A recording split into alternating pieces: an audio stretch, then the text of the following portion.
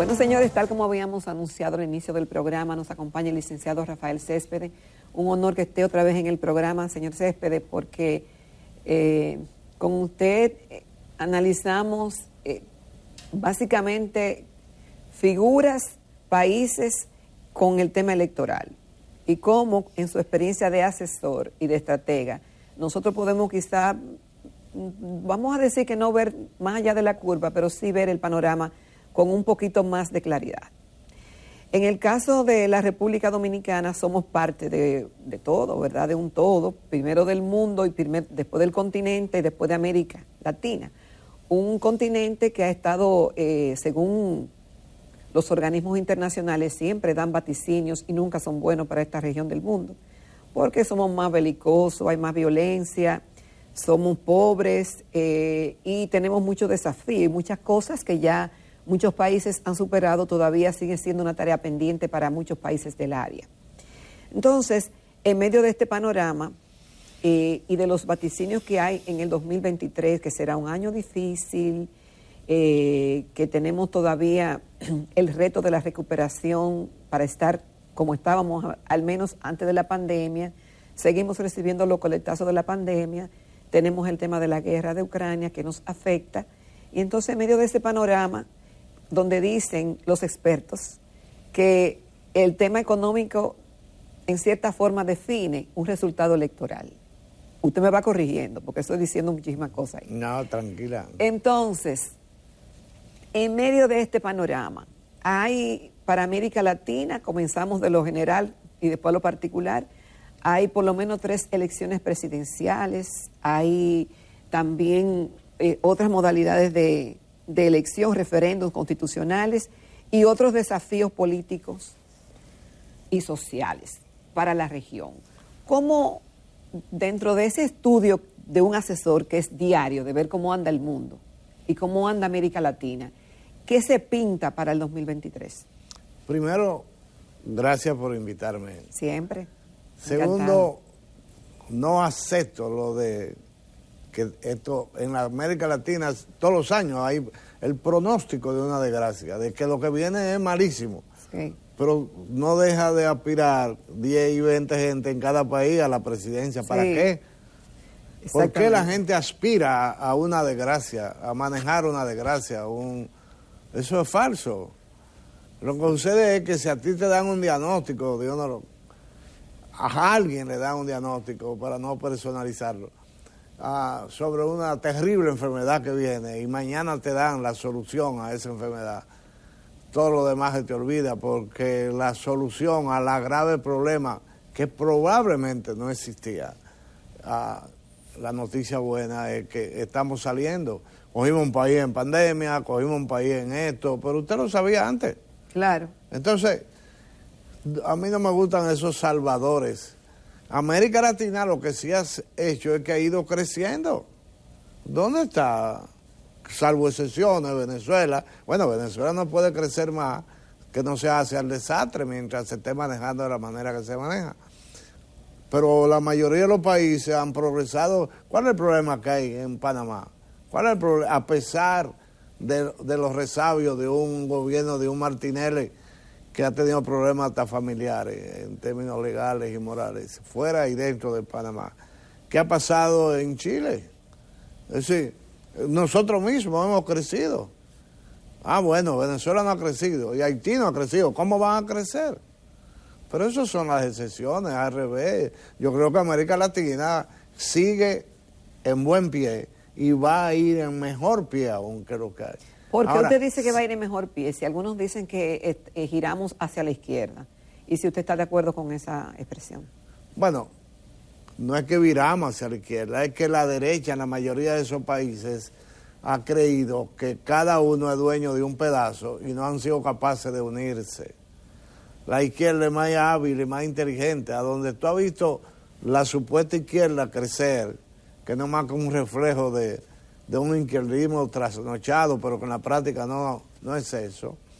Porque ¿cuál es el izquierdismo? ¿Cuál es el socialismo que hay en Venezuela? ¿Cuál es el socialismo que hay en Nicaragua? De Colombia no podemos hablar todavía, creo que estamos muy corto de tiempo para hacer un análisis de lo que va a venir. Yo creo que Petro, de todo eso supuesto izquierdista, es el más hábil de ellos por experiencia y por bagaje intelectual. Lula demostró en un gobierno que tenía capacidad de trabajo, que tenía visión. ¿Y cuál fue la aplicación del izquierdismo que hizo un Lula en un gobierno pasado? Yo no la vi. ¿Y qué me hace pensar que ahora sí lo va a hacer? Tampoco lo veo. Acaba de designar ya su gabinete. ¿Hacia dónde pinta eso? Hacia una democracia. Porque la democracia la podemos atacar, la podemos demeritar si quiere, pero va a seguir siendo el mejor sistema de gobierno, de acuerdo a mi opinión. Y se va a ir imponiendo. República Dominicana es un país democrático. Panamá es un país democrático. ¿Hay corrupción en eso? ¿En cuál país no hay? Estados Unidos hay corrupción. Bueno, tal vez mejor guardada, mejor enmascarada, pero lo hay.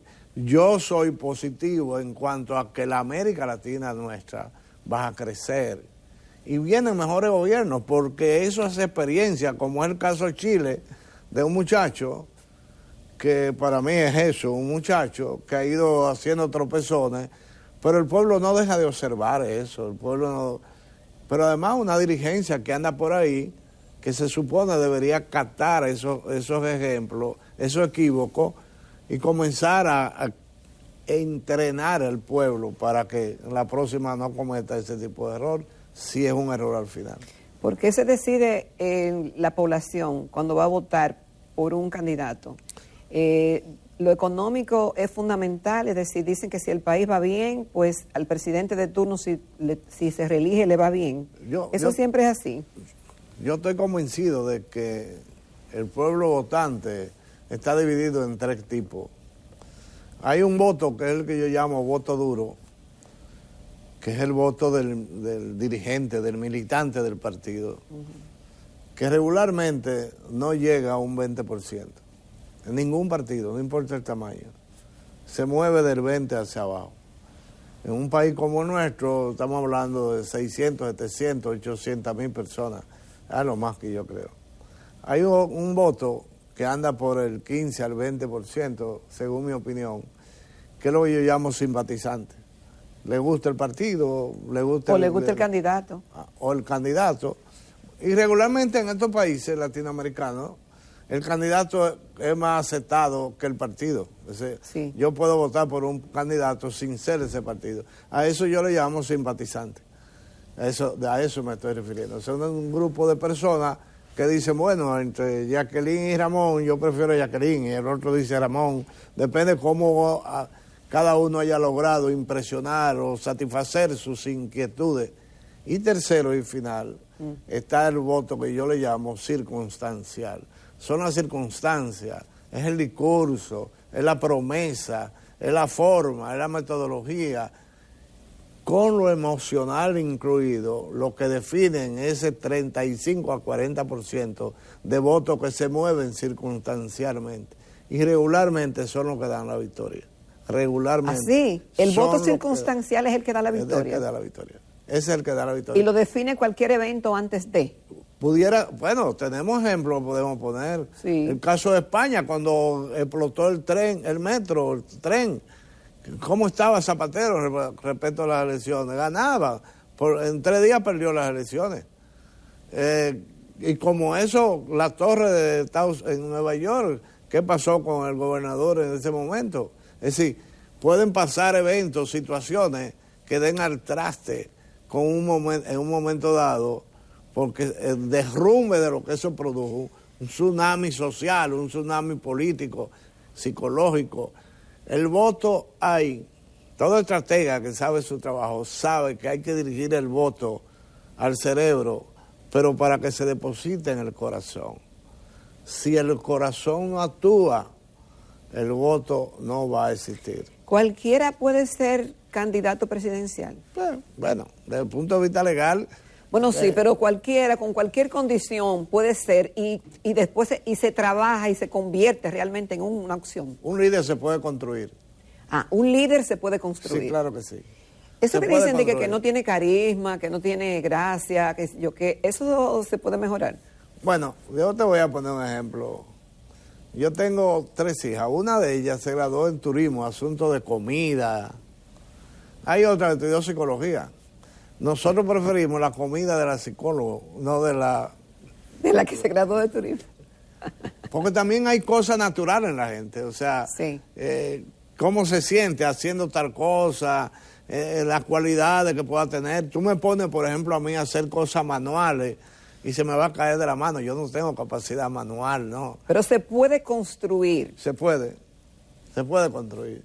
Yo creo tener ejemplos. Es muy amplio decirlo, pero díganos uno yo si te se invito puede a que decir. busques quién fue Alexis Navarro en Margarita. Alguien que yo trabajé desde cero y llegó a ser gobernador. Y como él, hemos hecho otras cosas parecidas. Se puede hacer. Eso no significa que no sea más fácil trabajar con una persona, Chávez, por ejemplo.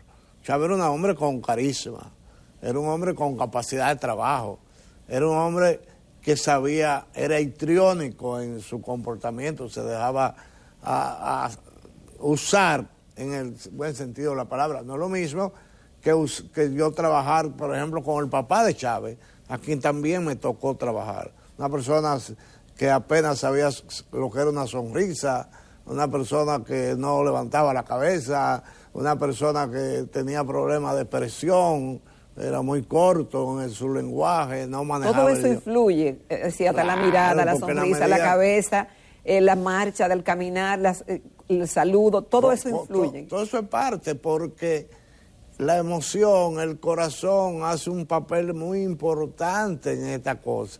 Me caíste bien, no me caíste bien, me miraste raro, me miraste mal, no me miraste. O sea, hay una serie de No se puede elementos. caerle bien a todo el mundo, eso es No es imposible. posible, pero yo pudiera no caerte bien y dependiendo cómo yo maneje mi discurso, Puedo, exacto, cambiar esa puedo percepción. convencerte de que yo no te caigo bien, pero soy el que te conviene. Porque Ya. el problema al final, con tu pregunta, es ¿por quién es que vota la gente? Por el que le conviene. Pero por el que le conviene en su creencia, en su emoción, en su cerebro, pero sobre todo funcionalmente en el corazón.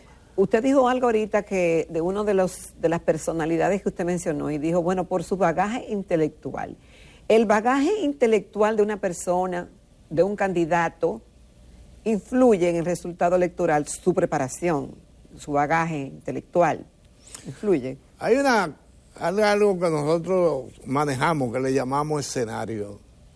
El escenario es esto que tenemos en este estudio, por ejemplo, donde hay sillas, sillones, luces, cámaras, Exacto. etcétera.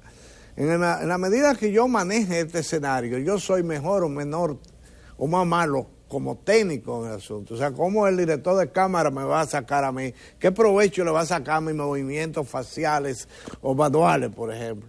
Bueno, el que tú manejas un buen discurso, sabe usar las palabras adecuadas en el momento adecuado, sabe hacer las inflexiones adecuadas, sabe respirar al hablar, va a motivar Es decir, más. todos esos detalles son importantes. Deben obligatoriamente que ser tomados en cuenta. Usted quiere hacer una buena proyección, usted no puede agarrar un micrófono y comenzar a decir lo que usted cree. Y Trump. Bueno, El caso de Donald Trump. Trump pudo haber sido un buen actor en Hollywood, porque él se adapta al escenario, él maneja los escenarios.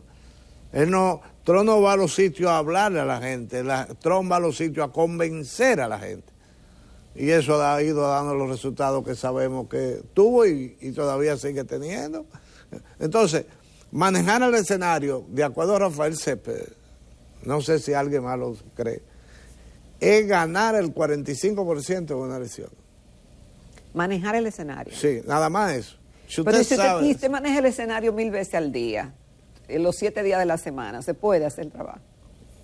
repíteme la pregunta. Es decir, si el escenario y la exposición es constante, ¿se puede mantener eso que usted dice? Claro, porque el escenario tiene unos componentes lógicos que son a lo que me refiero. El escenario no se refiere a yo controlar la mano. El escenario es saber que tú fuiste a Santiago a hablar de yuca y subiste 3 puntos o bajaste 2 puntos. es saber cómo medir que eso pasó.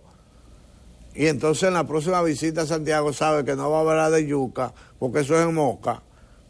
Va a hablar de los macaraos, de los... O sea, es adaptarte, un poquito camaleón. El líder político debe ser un poquito camaleón.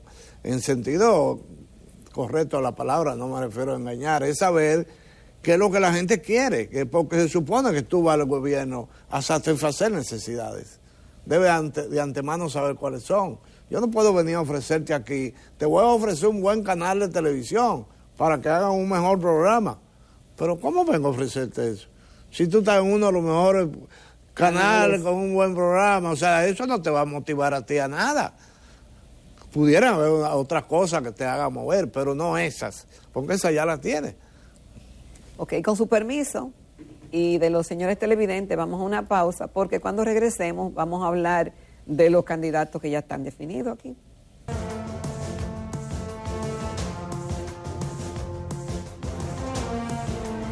Bueno, continuamos esta mañana en Telematutino 11 con el licenciado Rafael Céspedes, asesor y estratega político con experiencia en varios países de América Latina, de llevar a candidatos de cero, mata cero, a convertirse en ganador. En el caso de la República Dominicana, señor Céspedes, ya como que hay un escenario, yo no voy a decir que definido, pero sabemos por lo menos, aunque no estén ratificados por sus partidos, quiénes serán los candidatos presidenciales. Aunque el presidente Abinader no ha dicho que va, claro que va. Ese es el candidato del PRM. Leonel Fernández, claro que será el candidato de la Fuerza del Pueblo. Yabel Martínez se sabe que será el PLD. Miguel Vargas, del PRD. Dio Astacio. Dio Astacio va como candidato a alcaldía de Santo Domingo. Ah, bueno, es como candidato al alcalde. Bueno, hay otros bueno, más que ya se sabe. Ramfi Trujillo se dice que va a aspirar. Carlos Peña por el... Carlos Peña, sí, que me confundí, por Generación de Servidores. En definitiva, que ya sabemos cuáles serán los candidatos. ¿Cómo es eso para el 2024? Pero ya el 23 comienza la campaña. Yo creo que arrancó. Sí, ya arrancó. ¿Qué usted ve? ¿Abinader está tan sólido como se dice? ¿Abinader, qué piensa usted de él? ¿Si ha sorprendido? ¿Si es más de lo que la gente esperaba? ¿Si se ha adaptado más al cargo? ¿Si ha conectado más con la gente? Sí, bueno, primero quiero pedirte permiso para agradecer a la gente de TV Quisqueya.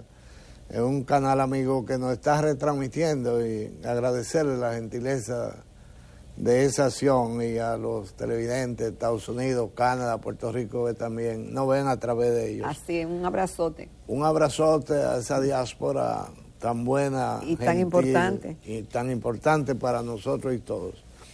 Mira, yo siento igual que tú que el panorama está casi definido en términos de candidatura.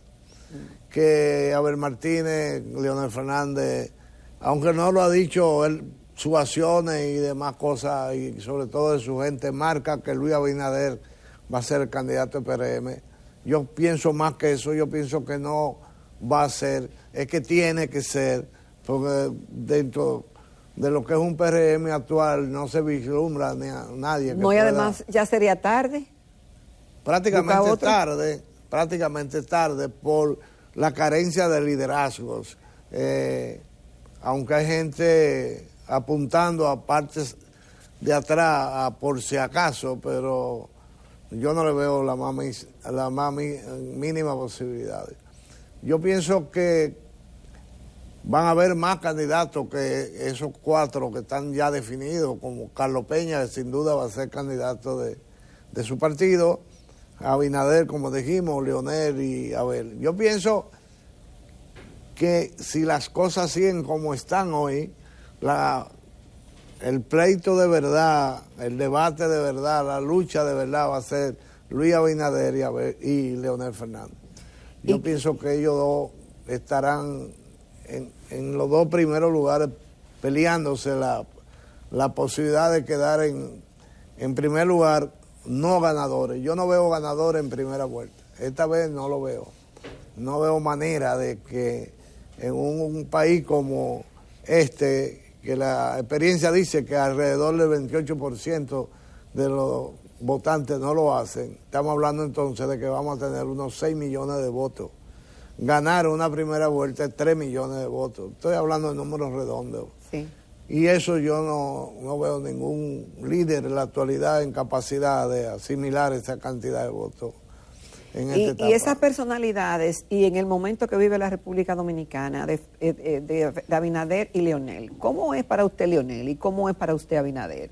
¿Cómo lo ve el asesor, el estratega? Sí. Entre ellos yo reitero que va a haber la lucha más marcada va a ser entre ellos. En un escenario como eso, si Luis Abinader no logra una ventaja muy marcada, aunque no gane. ¿Qué determinaría esa ventaja? ¿Acciones del gobierno o qué? Bueno, es que hay una combinación. La naturaleza nos da un ejemplo permanente de vida, que es la gallina. Y la gente no le hace caso a lo que hacen, pero no a lo que dice. La gallina dice, acabo de poner un huevo. Si quiere irlo a buscar, búscalo, pero está allí. Hay que rastrearlo. Yo recuerdo en el campo cómo se hacía el rastreo para ver dónde era que ponían los benditos huevos. Y entonces tenemos un gobierno que pone huevos, parece que sí, pero no lo dice, o no sabe decirlo, o no va a la gente, donde está la gente, a decirle acabo de poner un huevo. Yo pienso que hacer la cosa es importante, pero saberla decir de manera adecuada y oportuna es tan importante como hacerla en política. El gobierno tiene fallas de comunicadores. Tiene un solo vocero, no luce tener una estrategia comunicacional organizada, sino que hablan, que dicen, que hacen, pero no se vislumbra para un experto o para una gente que trabaja en lo que yo trabajo, no le están mostrando que tienen un plan. Abinader, me refiero, a Leonel, tiene un área de la comunicación, yo creo que bastante cubierta. Pero hay otra, yo no sé si hay un problema de miedo escénico o miedo a lo que pueda pasar con él, no se ha lanzado a hacer todo lo que pudiera estar haciendo. Ahora bien, un candidato que está en el gobierno tiene las obras del gobierno y tiene los recursos para proyectar lo que quiera proyectar, pero en el caso de los demás, de Leonel, de Abel y los demás, ¿cómo sería eso? ¿Cómo sería esa comunicación? Bueno, porque fíjate, ahí no pueden comunicar lo que están haciendo. El huevo no lo han puesto en este momento. No. Y si lo pusieron hace mucho. Pero hay muchas cosas que se pueden hacer por ahí. O sea, digámoslo de la siguiente manera. Hay gente, dirigentes políticos, que creen que desbaratando a otros ellos crecen. Sí. Y eso no es cierto. Una cosa es que yo haga ver a la gente los errores del otro, pero al mismo tiempo le diga, yo haría esto, yo pienso esto, eso es otra cosa, ¿no? Pero esos partidos, como el mismo Abel, que lo que hace es atacar al gobierno, pero no me dice que va a hacer él. Es decir, aquello está malo, de acuerdo, ¿y? Eso no te hace bueno a ti. Es decir, no, esa combinación la oposición no la tiene. El gobierno, yo pienso que al revés, tiene cosas buenas, ha hecho cosas grandes, pero no lo ha sabido comunicar. Y no importa que la economía crezca, no importa que se haya batido el cobre de manera adecuada, si la gente no lo siente, no ha ocurrido. Y por lo tanto no va a tomar decisión en función de eso que tú hiciste, pero que a mí no me llegó. La economía creció a un 5. ¿A dónde? Pues yo sigo igual. O sea, no le hemos mostrado que ese 5% significa que por él fue que tú no haces esto, por eso tú no pasas por aquí, por eso ahora tú tienes esto. Eso no se ha sabido decir. Esa es mi humilde opinión. A lo mejor ellos creen que sí, que lo están diciendo, pero vayan al pueblo y averigüen. Para eso hay una cosa que le dicen encuestadoras, mediciones, evaluaciones de escenario. ¿Qué pasó cuando el presidente fue a tal sitio a hacer cosas? ¿Qué pasó al otro día? ¿Qué sintió la gente de tu presencia? ¿Qué dice ahora la gente de tu presencia? Te puede encontrar con la sorpresa y dice, él estuvo aquí. Te puede pasar eso. Si no manejamos adecuadamente el lenguaje de la comunicación política, no informativa. Una cosa es comunicar y otra cosa es informar. Y la comunicación política es distinta a la comunicación en sentido general. Sí, porque, por ejemplo, tú como periodista produces información. La gente si te ve se va a enterar, va a conocer, va a aprender. Si me escucha a mí como asesor político, va a conocer, va a aprender y se va a motivar. Esa parte en la noticia no la tienen. La personalidad del candidato tiene mucho que ver en su desempeño. Claro que sí. Y cómo tú lo manejes, cómo lo explotes, cómo lo proyectes. Como tú lo manejes, ¿qué quiere decir? Como el asesor. Claro. Un candidato siempre tiene que tener un asesor o varios asesores. Yo digo que antes de pensar en lanzar una candidatura, piensa en quién te va a asesorar. No estoy defendiendo mi profesión. Es que tú solo puedes verte un 50% de ti misma. Así es. Y hay alguien que puede verte al 100%. Busca ese. Ese que te va a decir, es que el pelo está muy lindo atrás, adelante, pero atrás tiene un problema, el moño se cayó, por decir algo, ¿no? O sea, tú no puedes pensar por ti mismo. Tú no puedes ser tu asesor, autoasesor. Tú no sabes cuando está cometiendo errores, necesariamente no lo vas a entender. Tú vas a hacer muchas cosas que a ti apenas te gustan, bueno, pero no necesariamente te convienen. Y en política hay que hacer cosas agradables que convengan a los demás. No me diga lo que yo quiero, diga qué le conviene a él. Eso haría yo. Bueno, hemos aprendido muchísimo. Yo creo que todos necesitamos asesores, aunque no seamos candidatos presidenciales. Bueno, pero inténtalo y yo te ayudo. Muchas gracias. Gracias a ti. Gracias a ti, un maravilloso 2023 para usted y su familia. Igual. Y que hagamos muchos programas, porque vienen muchas cosas para este año. Siempre voy a estar a tu orden. Y a la de don Ramón, que le aprovechamos para saludarlo y que descanse. Así es, muchísimas gracias. Vamos, señores, a una pausa y regresamos con la recta final del programa.